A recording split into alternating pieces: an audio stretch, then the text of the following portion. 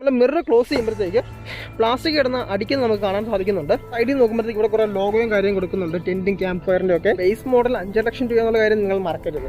ഈ ഒരു button press ചെയ്യുക, നമുക്ക് 60-40 ആയിട്ട് നമുക്കിത് ബെൻഡ് ചെയ്യാൻ സാധിക്കും. ഹായ് ഫ്രണ്ട്സ്, അപ്പോൾ ഇത് സാഹിത്യ പ്രവർത്തനമാണ്, നമ്മുടെ 3rd റോയിലേക്ക് പോകാനുള്ളതാണ്. അപ്പോൾ ഇവിടെ ചെറിയ ക്ലിപ്പ് കൊടുക്കുന്നുണ്ട്. ഇനി ഇതിൻ്റെ ഗിയറിലേക്ക് വരുമ്പോഴത്തേക്ക് നമ്മുടെ സാധാരണ ഒരു കാറിൽ നമുക്ക് ലാസ്റ്റ് ആയിട്ടായിരിക്കും റിവേഴ്സ് കൊടുക്കുന്നത്. പക്ഷേ ഈ ഒരു കാറിൽ ഫസ്റ്റ് ആണ് റിവേഴ്സ്. നമ്മുടെ പോളോ GT-യിൽ കണ്ട പോലെ തന്നെ കാര്യം നോക്കുവാണെങ്കിൽ വണ്ടിക്ക് ബിൽഡ് ക്വാളിറ്റി കുറച്ച് കുറവുണ്ടെന്ന് നമുക്ക് ഫീൽ വരും. അല്ലെങ്കിൽ തട്ടോ മുട്ടോ ചെയ്താൽ വണ്ടി പെട്ടെന്ന് ചളങ്ങാൻ സാധ്യതയുള്ള നമുക്കൊരു ചെറിയ ഫീലുണ്ട്. 1000 cc ആണ്, എന്നാൽ ഈ ഒരു വണ്ടി ഒരു റീടൂൺ ചെയ്ത് വെച്ചൊരു ഫീലാണ് നമുക്ക് ഓടിക്കുമ്പോൾ കിട്ടുന്നത്. കാരണം ഹായ് ഫ്രണ്ട്സ്, വെൽക്കം ബാക്ക്. നമ്മളിന്ന് റിവ്യൂ ചെയ്യുന്നത് റെനോൾഡ് ട്രൈബർ എന്ന് പറഞ്ഞൊരു കാറാണ്. ഈ ഒരു കാറിൻ്റെ ഏറ്റവും വലിയ പ്രത്യേകത 5 ലക്ഷം രൂപ താരെ 7 സീറ്റർ ഓപ്ഷൻ വരുന്ന ഏക കാർ നമുക്കുണ്ടെങ്കിൽ വിശ്വസിപ്പിക്കാൻ സാധിക്കും.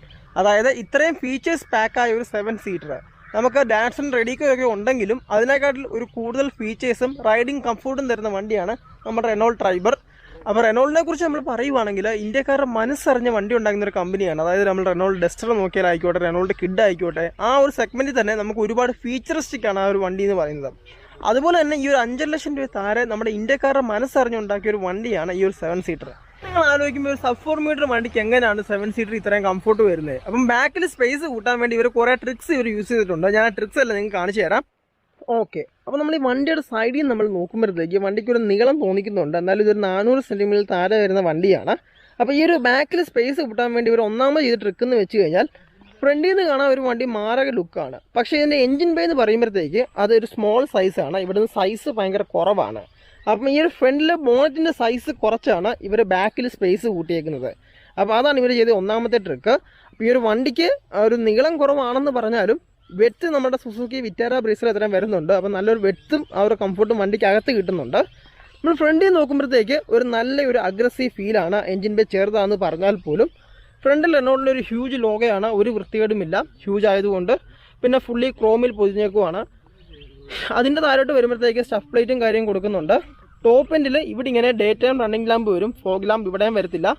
പിന്നെ ലൈറ്റിൻ്റെ കാര്യം നോക്കുവാണെങ്കിൽ ഇത് ടോപ്പിൻ്റെ തൊട്ട് താഴെയുള്ള മോഡലാണ്. ഇവിടെ പ്രൊജക്റ്റഡ് ഹെഡ് ലാമ്പ് വരുന്നുണ്ട്. പിന്നെ ബാക്കിയെല്ലാം ബൾബാണ്, ഇൻഡിക്കേറ്റർ സൈഡെല്ലാം കൊടുക്കുന്നത്. പിന്നെ അകത്തോട്ട് നോക്കുവാണെങ്കിൽ നമുക്ക് ഹോണും കാര്യമൊക്കെ കാണാൻ സാധിക്കുന്നുണ്ട്. ഓവറോൾ ഫ്രണ്ടിൽ നിന്നൊരു അഗ്രസീവ് ഫീലാണ് നമ്മുടെ വണ്ടിക്ക് കിട്ടുന്നത്. ഇനി ഇതിൻ്റെ സൈഡ് പ്രൊഫൈലിലേക്ക് നമ്മൾ വരുമ്പോഴത്തേക്ക് ഒരു 14 ഇഞ്ച് വീലുകളാണ് വരുന്നത്. സൈസ് 165/80 ആണ് ഇതിൻ്റെ സൈസ് വരുന്നത്. പിന്നെ ഇവിടെ ആയിട്ടൊരു ഇൻഡിക്കേറ്റർ വരുന്നുണ്ട്, അതും ബൾബാണ്. പിന്നെ സൈഡിൽ നോക്കുമ്പോഴത്തേക്ക് നല്ല ഗ്രൗണ്ട് ക്ലിയറൻസ് തോന്നുന്ന വണ്ടി തന്നെയാണിത്.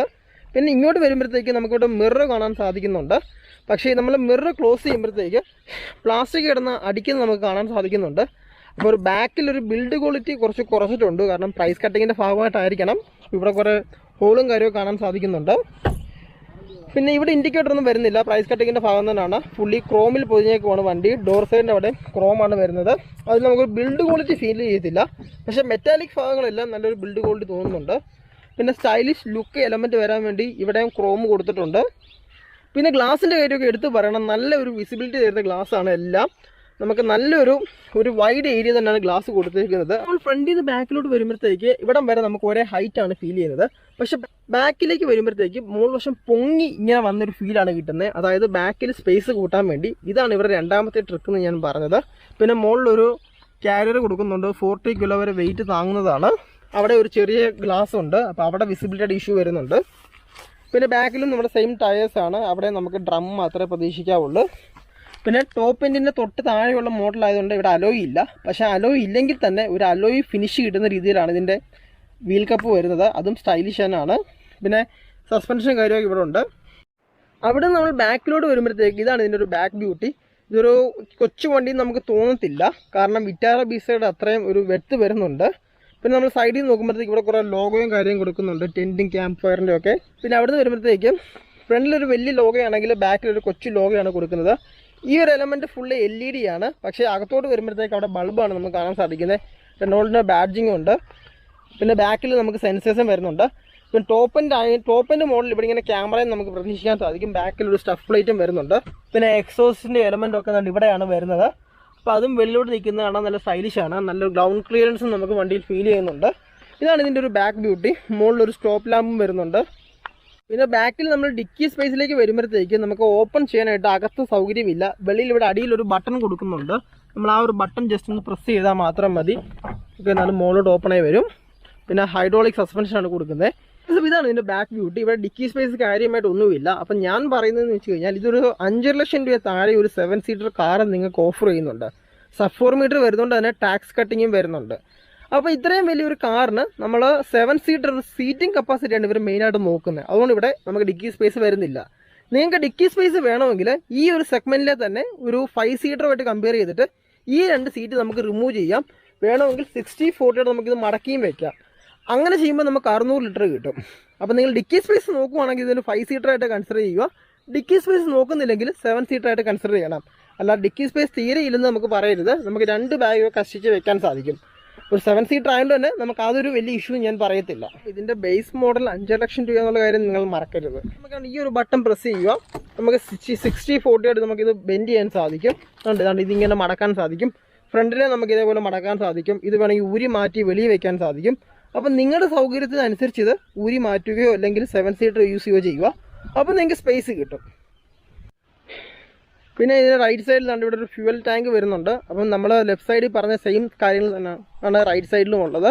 നമുക്കിനി വണ്ടിയുടെ ഡോറിലോട്ടൊന്ന് കയറി നോക്കാം. ഹായ് ഫ്രണ്ട്സ്, എനിക്ക് ഈ ഒരു വണ്ടിയിൽ അനായാസം കയറി ഇരിക്കാൻ സാധിക്കുന്നുണ്ട്. ഒരു 7 സീറ്റർ എന്ന് പറഞ്ഞാൽ തന്നെ നമുക്ക് സ്പേസ് കാര്യമായി ഇല്ലെന്നൊന്നും പറയാൻ സാധിക്കത്തില്ല. 5.5 അടിക്കാരനെ ഞാൻ ഈ ഒരു വണ്ടിയിൽ കയറി ഇരുന്നപ്പോൾ എനിക്ക് മാന്യമായിട്ട് കാല് വെക്കാനും അതുപോലെ ഇറക്കാനും സാധിക്കുന്നുണ്ട്. അപ്പം മാന്യമായ ഒരു നല്ല സ്പേസ് ഈ വണ്ടിക്കുണ്ട്. പിന്നെ അത്ര നല്ലൊരു ബാക്ക് സീറ്റ് അല്ലെങ്കിലും നമുക്ക് നോർമൽ ഒരു യാത്രയിൽ നമുക്ക് ചാരി ഇരിക്കാനൊക്കെ സാധിക്കുന്നുണ്ട്. പിന്നെ തൈ സപ്പോർട്ടിൻ്റെ കാര്യം എടുത്ത് പറയണം. നല്ല തൈ സപ്പോർട്ട് എനിക്കിവിടെ കിട്ടുന്നുണ്ട്. കാര്യമായ ഒരു ഇഷ്യൂ ഇല്ല. ഒരു മാന്യമായ ലോങ് റൈഡ് കംഫോർട്ട് ഈ ഒരു വണ്ടി നമുക്ക് തരുന്നുണ്ട്. ഇനി ഡോറിൻ്റെ സൈഡിലേക്ക് നമ്മൾ നോക്കുവാണെങ്കിൽ ഒരു പഴയ മോഡൽ ലോക്ക് സിസ്റ്റമാണ് വരുന്നത്. അതും പ്ലാസ്റ്റിക് തന്നെയാണ്. കുറച്ച് ബിൽഡ് ക്വാളിറ്റി കുറവുണ്ടെന്ന് നമുക്ക് ഫീൽ ഉണ്ട്. പിന്നെ ഇവിടെ ക്രോം എലമെന്റ്സ് ഒന്നും കാണാൻ സാധിക്കത്തില്ല, പ്ലാസ്റ്റിക് ആണ്. ഇവിടെയൊക്കെ നല്ല ബിൽഡ് ക്വാളിറ്റി ഫീൽ ചെയ്യുന്നുണ്ട്. ഇവിടെ പവർ വിൻഡോ വരുന്നുണ്ട്, ചെറിയൊരു പോക്കറ്റും വരുന്നുണ്ട്. പിന്നെ 2 കുപ്പി നമുക്കിവിടെ ഹോൾഡ് ചെയ്യാൻ സാധിക്കുന്നുണ്ട്. ഇവിടെ ഒരു സ്പീക്കറും വരുന്നുണ്ട്. അപ്പോൾ അതൊക്കെയാണ് ഇതിൻ്റെ സൈഡിൽ വരുന്നത്. പിന്നെ നല്ലൊരു വിസിബിലിറ്റിയാണ് ഇവിടെ കിട്ടുന്നത്. നല്ലൊരു വൈഡാണ്. അപ്പോൾ അതുകൊണ്ട് തന്നെ ബാക്ക് വ്യൂ നമുക്ക് നല്ല രസമായിട്ട് കാണാൻ സാധിക്കുന്നുണ്ട്. ഇപ്പം സാധാരണ കാറിലൊക്കെ നമ്മുടെ സീറ്റിൻ്റെ സൈഡിലായിട്ടാണ് AC വെൻറ്റ് വരുന്നത്. അപ്പം തേർഡ് റോയിൽ ഇരിക്കാൻ കുറച്ച് ബുദ്ധിമുട്ട് വരും.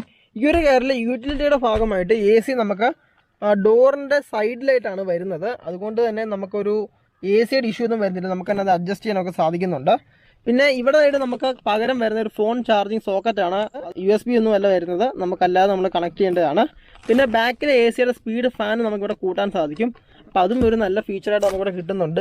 ആ സൈഡിലും അതേപോലെ നമുക്കൊരു AC വെൻറ്റ് വരുന്നുണ്ട്. അതുപോലെ തന്നെ മ്യൂസിക് സിസ്റ്റം വരുന്നുണ്ട്. പിന്നെ ഇവിടെ ഹാംബ്രസ്റ്റ് ഒന്നും നമ്മൾ പ്രതീക്ഷിക്കരുത്, ഹാംബ്രസ്റ്റ് വരുന്നില്ല. പിന്നെ 60/40 ആയിട്ട് മടക്കാം. മുകളിലൊരു ലൈറ്റും വരുന്നുണ്ട്. പിന്നെ ഒരു പിടിയും കൊടുക്കുന്നുണ്ട് മുകളിൽ. ഹായ് ഫ്രണ്ട്സ്, അപ്പോൾ ഒരു സാഹസിക പ്രവർത്തനമാണ്. നമ്മുടെ തേർഡ് റോയിലേക്ക് പോകാനുള്ളതാണ്. അപ്പോൾ ഞാൻ ഇവിടെ ചെറിയ ക്ലിപ്പ് കൊടുക്കുന്നുണ്ട്. ഈ ക്ലിപ്പ് നമ്മൾ ജസ്റ്റ് ഒന്ന് മുകളിലോട്ട് ആക്കുക. അപ്പോൾ സീറ്റ് ബെൻഡായി കിട്ടും. നമുക്കിത് വേണമെങ്കിൽ ഒന്നും കൂടെ ബെൻഡാക്കാൻ സാധിക്കും. അത് നമുക്ക് ഫ്രണ്ടിലോട്ട് നീക്കാനാണ്. ഇപ്പം വണ്ടി ഫ്രണ്ടിലോട്ട് നീങ്ങിയിട്ടുണ്ട്. ഇപ്പോൾ ഒരു ചൈൽഡ് സീറ്റ് നമുക്ക് പറയാൻ സാധിക്കത്തില്ലെങ്കിലും നമുക്ക് നോർമലായിട്ടൊന്ന് കയറാൻ സാധിക്കും. ഓക്കെ, അപ്പം ഞാനൊരു 5.5 അടിക്കാരനാണ്. 5.5 അടിക്കാരനെ എനിക്കിതിൽ ഈസി ആയിട്ട് കയറി ഇരിക്കാൻ സാധിച്ചു. നമുക്കിന്ന് ക്ലോസ് ചെയ്ത് നോക്കാം. ഹായ് ഫ്രണ്ട്സ്, അപ്പോൾ നമ്മൾ ഈ വണ്ടിയുടെ ബാക്കിൽ ഇരിക്കുവാണ്. അപ്പോൾ ഞാൻ ഈ ഒരു സീറ്റ് മാക്സിമം ഫ്രണ്ടിലോട്ട് ആക്കിയിട്ടാണ് ഇരിക്കുന്നത്. നിങ്ങൾ എൻ്റെ കാലിൻ്റെ തൈ സപ്പോർട്ട് കണ്ടോ? എനിക്ക് നല്ലൊരു തൈ സപ്പോർട്ടാണ് ഈ സീറ്റ് മാക്സിമം ഫ്രണ്ടിലോട്ട് വെച്ചപ്പോൾ എനിക്ക് കിട്ടുന്നത്. അത് തന്നെയാണ് ഞാൻ പറഞ്ഞ തേർഡ് റോയിൽ ഈ ഒരു വണ്ടിയിൽ മാന്യമായിട്ട് ഇരിക്കാൻ സാധിക്കും. പിന്നെ അപ്പോൾ ഈ ഒരു സീറ്റിന് വെച്ച് കഴിഞ്ഞാൽ നമ്മൾ മാക്സിമം ബാക്കിലോട്ട് ഇറക്കി വെച്ചേക്കാം. നമുക്ക് അവിടെയും ഒന്ന് ഇരുന്ന് നോക്കാം. അവിടെയും ഇരിക്കുമ്പോഴും എനിക്ക് തൈ സപ്പോർട്ട് കുറച്ച് കുറവെന്നൊരു ഫീൽ വരും, എല്ലാ വണ്ടികളെയും പോലെ. പിന്നെ നല്ലൊരു ചാരി ഇരിക്കാൻ സാധിക്കുന്നുണ്ട്. ഹെഡ് റെസ്റ്റ് വരുന്നുണ്ട്. പിന്നെ മോളിൽ ഇരിക്കുന്നവർക്കും 2 AC വെൻറ്റ് കൊടുക്കുന്നുണ്ട്. പിന്നെ ഒരു ചെറിയൊരു കോർണറിങ് ഗ്ലാസ് വരുന്നുണ്ട്. പിന്നെ നമുക്കിവിടെ ചെറിയൊരു പോക്കറ്റ് സ്റ്റോറേജും വരുന്നുണ്ട്. അപ്പോൾ ഒരു 7 സീറ്റാണെന്ന് പറഞ്ഞാലും ഒരു മാന്യമായ സ്പേസ് ഈ ഒരു വണ്ടിയിൽ നമുക്ക് കിട്ടുന്നുണ്ട്. അപ്പോൾ ഇനി നമുക്ക് ഈ വണ്ടിയുടെ ഫ്രണ്ടിലേക്ക് നമുക്കൊന്ന് കയറി നോക്കാം. ഇതാണ് ഫ്രണ്ടിൽ നിന്ന് കാണുന്ന ലുക്ക്. നമ്മൾ ഓപ്പൺ ചെയ്യുമ്പോൾ ഇങ്ങനെയാണ് കാണുന്നത്. ഇവിടെ ക്രോം എലമെന്റ്സ് ഒന്നും വരുന്നില്ല. പിന്നെ 4 ഡോറിൻ്റെ വിൻഡോസ് നമുക്ക് ഇവിടെ കൺട്രോൾ ചെയ്യാൻ പറ്റും. പിന്നെ മിറർ അഡ്ജസ്റ്റ് ചെയ്യാൻ സാധിക്കും. 2 കുപ്പി ഇവിടെ വെക്കാൻ സാധിക്കും. പിന്നെ ഒരു സ്പീക്കറും വരുന്നുണ്ട്. പിന്നെ ഫുള്ളി ഒരു പ്ലാസ്റ്റിക് തീമിലാണ്. പിന്നെ ലോക്ക് സിസ്റ്റം പഴയ മോഡലിനാണ്, ഫുള്ളി സെൻട്രൽ ലോക്കിൻ്റെയാണ്. ഇത് നമ്മൾ അകത്തോട്ട് നോക്കുമ്പോഴത്തേക്കും ഒരു പ്രീമിയം ഫീലാണ് നമുക്ക് അകത്തുനിന്ന് കിട്ടുന്നത്. പിന്നെ നമുക്ക് താഴെയും നമുക്ക് നല്ല വിശാലമായിട്ട് ഇരിക്കാൻ സാധിക്കുന്നുണ്ട്. ഇതിൻ്റെ സീറ്റിൻ്റെ ഹൈറ്റ് നമുക്ക് അപ്പ് ചെയ്യാൻ സാധിക്കത്തില്ലെങ്കിലും നമുക്ക് സീറ്റ് ഫുള്ളി മടക്കാനൊക്കെ സാധിക്കുന്നുണ്ട്. നമുക്ക് വണ്ടിക്ക് അതൊന്ന് കയറി ഇരുന്ന് നോക്കാം. ഇപ്പം നമ്മൾ വണ്ടിക്കകത്ത് കയറി. നമ്മൾ ആദ്യം കാണുന്നത് വെച്ച് കഴിഞ്ഞാൽ ഒരു ചെറിയ സ്റ്റിയറിങ്ങിൻ്റെ ഒരു ഫീലാണ് നമുക്ക് വണ്ടിയിൽ കിട്ടുന്നത്. പക്ഷേ അത്ര ചെറുതൊന്നുമല്ല കേട്ടോ. നമ്മൾ റോഡിലോട്ട് നോക്കുമ്പോഴത്തേക്ക് നമുക്ക് നല്ലൊരു റോഡ് പ്രസൻസ് കിട്ടുന്നുണ്ട്. ബോണറ്റ് കണ്ടുകൊണ്ട് നമുക്ക് ഓടിക്കാൻ സാധിക്കും. ഒരു താന്നിരിക്കുന്ന ഫീലാണ് എനിക്ക് വണ്ടിയിൽ കിട്ടിയത്. പിന്നെ ഇത് ടോപ്പ് എൻഡ് ഒന്നും അല്ലാത്തതുകൊണ്ട് കീലെസ് എൻട്രി ഒന്നും വരുന്നില്ല. നമ്മൾ തന്നെ താക്കോലിട്ട് വണ്ടി ഓൺ ആക്കണം. നമ്മൾ വണ്ടി ഓൺ ആക്കുമ്പോഴത്തേക്ക് ഇവിടെ ഫുള്ളി ഡിജിറ്റൽ ഇൻസ്ട്രുമെന്റ് ക്ലസ്റ്റർ കാണാൻ സാധിക്കുന്നുണ്ട്. അതുപോലെ തന്നെ ഇവിടെ ഒരു റെനോൾഡിന്റെ ഒരു 8 ഇഞ്ച് ടച്ച് സ്ക്രീൻ ഇവിടെ വരുന്നുണ്ട്. റെനോൾഡിന്റെ ബാഡ്ജിങ് കൊടുക്കുന്നുണ്ട്. അതിന്റെ താഴെ നമ്മൾ എ സി വെന്റ്, എ സിയുടെ സ്പീഡ്, ഓണോ ഓഫ്, ടെമ്പറേച്ചറും കാര്യം വരുന്നുണ്ട്. എ സിയുടെ പൊസിഷൻ. നമുക്ക് അതിന്റെ തൊട്ട് താഴെയായിട്ട് നമുക്ക് ഫോണൊക്കെ സ്റ്റോർ ചെയ്യാൻ സാധിക്കും. അതിന്റെയും താഴെയായിട്ട് നമുക്ക് വീണ്ടും ഫോൺ സ്റ്റോർ ചെയ്യാൻ പറ്റും. ഒരു ചാർജിങ് യൂണിറ്റ് വരുന്നുണ്ട്. അത് USB തന്നെയാണ്. ഇതാണ് ഇതിനൊരു ഗിയർ. അവിടെ ഒരു ക്രോം എലമെന്റ്സ് കൊടുക്കുന്നുണ്ട്. കാണാൻ നല്ല സ്റ്റൈലിഷ് ആണ്. അതിന്റെ തൊട്ട് താഴെയായിട്ട് നമുക്കൊരു ഹാൻഡ് ബ്രേക്ക് വരുന്നുണ്ട്. ഇതെന്ന് പറയുമ്പോഴത്തേക്ക് നമ്മുടെ ബാക്കിലെ എ സി വെന്റിന്റെ കൺട്രോൾസ് ആണ്. ഇതെന്ന് വെച്ച് കഴിഞ്ഞാൽ ഒരു കൂൾ ഗ്ലൗ ബോക്സ് ആണ്. ഇവിടെ ഒരു ആംബ്രോസ് ഒന്നും വരുന്നില്ല. നമ്മളിത് ഓപ്പൺ ചെയ്യുമ്പോഴത്തേക്ക് നമുക്ക് എന്തെങ്കിലും കുപ്പിയൊക്കെ വെച്ചാൽ നമുക്ക് തണുത്ത് കിട്ടും. അപ്പോൾ ആ ഒരു കൂൾ ഗ്ലൗ ബോക്സ് ഇവിടെ സൈഡിൽ കൊടുത്തത് കാര്യമായി. പിന്നെ അതിൻ്റെ ഇപ്പുറത്തായിട്ട് നമുക്ക് സാനിറ്റൈസറും മാസ്കും ഒക്കെ വെക്കാൻ വേണ്ടി ചെറിയ ഉറയും കൊടുക്കുന്നുണ്ട്. പിന്നെ ഒരു ഫ്ലോട്ട് ബോട്ടം സ്റ്റിയറിംഗ് ആണ് ഇതിന് വരുന്നത്. ഇവിടെ ടോപ്പ് മോഡൽ അല്ലാത്തതുകൊണ്ട് ഇവിടെ സ്വിച്ചസും കാര്യമൊന്നും ഇല്ല. എന്നാലും ഒരു സ്റ്റൈലിഷ് ആണ്. ഇതിൻ്റെ ഹോണും കാര്യമൊക്കെ ഇവിടെ കൊടുക്കുന്നുണ്ട്. പിന്നെ മീറ്ററിലോട്ട് വരുവാണെങ്കിൽ ഫുള്ളി ഡിജിറ്റലാണ്. നമ്മുടെ RPM മീറ്ററും അതുപോലെ തന്നെ സ്പീഡ് എടുക്കുന്ന ഇവിടെ കാണാൻ സാധിക്കുന്നുണ്ട്. ഫ്യൂൽ ഇൻഡിക്കേഷൻ ഒക്കെ. ഇതിൻ്റെ മൈലേജ് നമ്മൾ നോക്കുവാണെങ്കിൽ നമുക്ക് 20 വരെ കിട്ടുന്നുണ്ട്, ഇത്ര ഹെവി വെഹിക്കിൾ ആയിട്ട് പോലും. പിന്നെ ഈ ഒരു AC സൈഡിൻ്റെ അവിടെയും ക്രോം എലമെന്റ്സ് വരുന്നുണ്ട്. പിന്നെ ഇവിടെയും ഈ ഒരു വണ്ടിക്ക് 2 കൂൾ ഗ്ലോ ബോക്സ് ആണ് വരുന്നത്. ഒന്ന് ഇവിടെയും ഒന്ന് ഇവിടെയും. നമ്മളിത് ഓപ്പൺ ചെയ്യുവാണെങ്കിൽ അവിടെ അകത്ത് AC വെന്റും കാര്യമൊക്കെ കാണാൻ പറ്റും. ചെറിയ സ്റ്റോറേജ് ഒക്കെ അവിടെ വരുന്നുണ്ട്. അതല്ല നമുക്ക് ഇവിടെ മുകളിലും നമുക്കിത് തുറക്കാൻ സാധിക്കും. ഈ ഒരു ബട്ടൺ പ്രസ് ചെയ്താൽ ഓപ്പൺ ആവും. ഒന്നുകൂടെ കാണിക്കാം. ജസ്റ്റ് നമ്മൾ ഈ ഒരു ബട്ടൺ പ്രസ് ചെയ്യുമ്പോൾ തന്നെ അത് ഓപ്പൺ ആവും. അവിടെ നമുക്ക് ജസ്റ്റ് കുടയും നമ്മുടെ ബാഗും കാര്യമൊക്കെ സ്റ്റോർ ചെയ്യാൻ സാധിക്കും. അത് കോൾഡ് ഗ്ലൗ ബോക്സ് അല്ല, താഴെയാണ് കോൾഡ് വരുന്നത്. പിന്നെ ഡിസൈൻ എലമെന്റ്സ് നമ്മൾ നോക്കുവാണെങ്കിൽ ഫുള്ളി ഒരു പിയാനോ ബ്ലാക്ക് തീമിലാണ് ഈ വണ്ടി വരുന്നത്. അത് കാണാൻ നല്ലതാണ്. പക്ഷെ നമ്മൾ തൊടുമ്പോഴത്തേക്ക് നമ്മുടെ ഫിംഗറിന്റെ ഒക്കെ പാട് ഇവിടെ വീഴുന്നതായിട്ടൊരു ഫീൽ വരുന്നുണ്ട്. അപ്പോൾ ആ ഒരു ചെറിയ ഇഷ്യൂ ആണ് നമുക്ക് കൺസിഡർ ചെയ്യാം. പിന്നെ കാര്യമായ ഒരു ഇഷ്യൂ വണ്ടി വരുന്നില്ല. ഒരു മിറർ വരുന്നുണ്ട്, ചെറിയൊരു LED ലൈറ്റ് വരുന്നുണ്ട്. അത് LED അല്ല. ഡ്രൈവർ സൈഡ് നമ്മൾ ഇത് ഓപ്പൺ ചെയ്യുമ്പോൾ ഇവിടെ നമുക്കൊന്നും കാണാൻ സാധിക്കത്തില്ല. നമുക്ക് കോ ഡ്രൈവറിൻ്റെ അവിടെ നമുക്ക് മിറർ പ്രതീക്ഷിക്കാം. അവിടെ മിറർ ഉണ്ട്. നമുക്ക് ക്ലോസ് ചെയ്ത് വെക്കാം. പിന്നെ ഇതാണ് വണ്ടിയിൽ ഫ്രണ്ടിൽ നിന്ന് കാണുന്ന ലുക്ക്. ഒരു രക്ഷയില്ല. പിന്നെ സ്റ്റിയറിങ്ങിന്റെ ഹൈറ്റ് നമുക്ക് നമ്മുടെ അനുസരിച്ച് നമുക്ക് കൂട്ടുകയും കുറയ്ക്കുകയും ചെയ്യാം.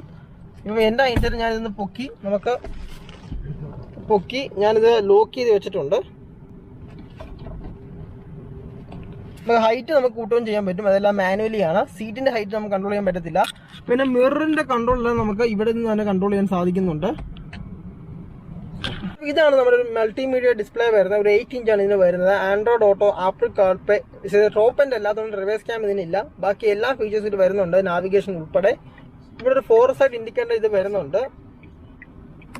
പിന്നെ മീറ്ററിലേക്ക് നമ്മൾ നോക്കുമ്പോഴത്തേക്കും മീറ്ററിൽ നമുക്ക് ഇങ്ങനെ ട്രിപ്പ് ബട്ടൻ്റെ ഒരു സ്വിച്ച് വരുന്നുണ്ട്. പിന്നെ അതിനോട് ഒരു ഹ്യൂജ് ബാഡിങ് ഉണ്ട്. ഇത് ഫുള്ളി ഡിജിറ്റലാണ്. അത് കാണാൻ നല്ല സ്റ്റൈലിഷ് ആണ്. പിന്നെ ഇതൊക്കെയാണ് ഇതിൻ്റെ ഫ്രണ്ടിൽ നമുക്ക് കിട്ടുന്ന ലുക്ക്. ഇനി ഇതിൻ്റെ ഗിയറിലേക്ക് വരുമ്പോഴത്തേക്ക് നമ്മുടെ സാധാരണ ഒരു കാറിൽ നമുക്ക് ലാസ്റ്റ് ആയിട്ടായിരിക്കും റിവേഴ്സ് കൊടുക്കുന്നത്. പക്ഷേ ഈ ഒരു കാറിൽ ഫസ്റ്റ് ആണ് റിവേഴ്സ്. നമ്മുടെ പോളോ GTയിൽ കണ്ട പോലെ തന്നെ. അപ്പോൾ നമ്മൾ ഫസ്റ്റ് ഗിയർ ഇടുമ്പോഴത്തേക്ക് കൂടുതൽ പ്ലേ കൊടുത്താൽ റിവേഴ്സ് വീഴാൻ സാധ്യതയുണ്ട്. അപ്പോൾ അത് നമ്മൾ നോക്കിയും കണ്ടുമൊക്കെ ഇട്ടില്ലെങ്കിൽ റിവേഴ്സ് വരാൻ നല്ല സാധ്യതയുണ്ട് ഈ വണ്ടിക്ക്. ഇനി വണ്ടിയുടെ കംഫർട്ട് ലെവൽ നമ്മൾ നോക്കുവാണെങ്കിൽ നമ്മൾ കട്ടറുള്ള റോഡിൽ കൂടെ ഒക്കെ വണ്ടി ഓടിച്ചു. നമുക്ക് ഒരു കുലുക്കമൊന്നും അകത്ത് അറിയുന്നില്ല. ചെറിയ രീതിയിലെ കുലുക്കങ്ങളെ വണ്ടിയിൽ അകത്ത് അറിയുന്നുള്ളൂ. അവർ നല്ല കംഫർട്ട് വണ്ടി തരുന്നുണ്ട്. പിന്നെ പൊതിഞ്ഞ് പിടിക്കുന്ന സീറ്റും. അതുപോലെ തന്നെ എടുത്തു പറയണ എൻ്റെ ബ്രേക്ക് ഒരു പവർ ബ്രേക്കാണ്. നമ്മൾ പിടിച്ചെടുത്ത് വണ്ടി നിൽക്കുന്നുണ്ട്. അതിന് ABSും EBSും ഒക്കെ വണ്ടിയിൽ കൊടുക്കുന്നുണ്ട്. പിന്നെ 2 എയർ ബാഗാണ് വണ്ടിക്ക് കൊടുക്കുന്നത്. ഇപ്പോൾ സേഫ്റ്റിയുടെ കാര്യം നോക്കുവാണെങ്കിൽ വണ്ടിക്ക് ബിൽഡ് ക്വാളിറ്റി കുറച്ച് കുറവുണ്ടെന്ന് നമുക്ക് ഫീൽ വരും. വല്ല തട്ടോ മുട്ടോ ചെയ്താൽ വണ്ടി പെട്ടെന്ന് ചളങ്ങാൻ സാധ്യതയുണ്ട് നമുക്കൊരു ചെറിയ ഫീലുണ്ട്. പക്ഷേ അത് ഞാൻ ഒരിക്കലും കൺസിഡർ ചെയ്തില്ല. കാരണം ഇതിനെക്കാട്ടി വില വരുന്ന മാരുതി സുസുക്കി സ്വിഫ്റ്റ് പോലുള്ള കാറുകൾക്ക് പോലും ഇത്രയും സേഫ്റ്റിയും ഇത്രയും ബിൽഡ് ക്വാളിറ്റിയും ഉള്ളു. അപ്പോൾ ഇതിൻ്റെ കാര്യം നമുക്ക് പറയേണ്ട കാര്യമുണ്ടോ? അങ്ങനെ നോക്കുവാണെങ്കിൽ ഞാൻ ടാറ്റ കാറുകൾ മാത്രമേ പ്രിഫർ ചെയ്യത്തുള്ളൂ. കാരണം കസ്റ്റമേഴ്സിനെ സാറ്റിസ്ഫൈ ചെയ്യുന്ന ഹൈ ഇൻ ബിൽഡ് ക്വാളിറ്റി വണ്ടികളെ അവർ ഇറക്കത്തുള്ളൂ. അതുകൊണ്ട് തന്നെ അതൊരിക്കലും ഈ ഒരു വണ്ടി കൺസിഡർ ചെയ്യാൻ സാധിക്കത്തില്ല.